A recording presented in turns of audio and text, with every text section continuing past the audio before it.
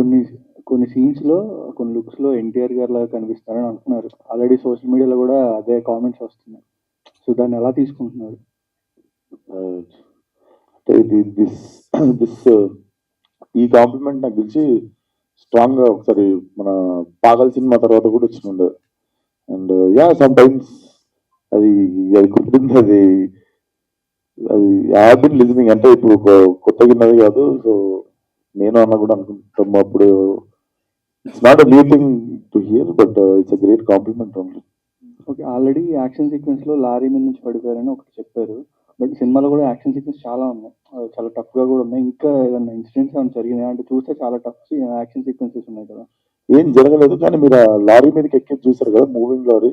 అది moving lorry నిజంగానే driving seat నుండి మీదకి నిజంగానే ఎక్కేసినండి. మూవ్ అవుతున్న లారీని కెమెరా పెట్టి తీసాము. ఒక రోప్ లేదు, ఒక సేఫ్టీ ఏం తీసుకోలేదు. జస్ట్ ఒక 2-3 days అల్యూమినియంలో ప్రాక్టీస్ చేసి రన్నింగ్ లారీ నుండి మీదకి ఎక్కేసి చేసినండే. సో ఆ ఫైట్ అంతా మేము ఒరిజినల్ గా మూవింగ్ లారీ మీద తీసినాం. యాక్షన్ సీక్వెన్సెస్ ఎన్ని ఉన్నాయో రొమాన్స్ కూడా అంతే ఉంది. మీరు ఎక్కువ దేన్ని ఎంజాయ్ చేశారు ఆన్ షూట్ సెట్స్? నేను మా డైరెక్టర్లకి నా దగ్గరికి రాగానే చెప్తా. వేరే సినిమాలలో అంతంత రొమాన్స్లు పెడతారు, నా దగ్గరికి రాగానే జస్ట్ ఇట్లా హీరోయిన్ జస్ట్ కళ్ళలో కళ్ళు పెట్టి చూసుకొని రొమాన్స్ అవుతుంది, పెళ్లి అయిపోతుంది, అన్న అయిపోతాయి, ఇంకేం లేదు. మీరు అంత రొమాన్స్ ఏం చూసారని నేను ఆలోచిస్తున్నా సినిమాలో.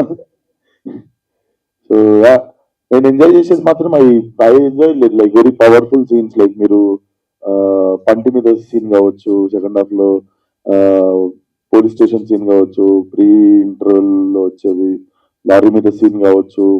And I enjoy these scenes. And వీటికన్నా ఎక్కువ కష్టంగా కూడా పడడం ఎందుకు, అది అన్ని మాక్సిమం ఫస్ట్ టేక్లే. విశ్వ గారు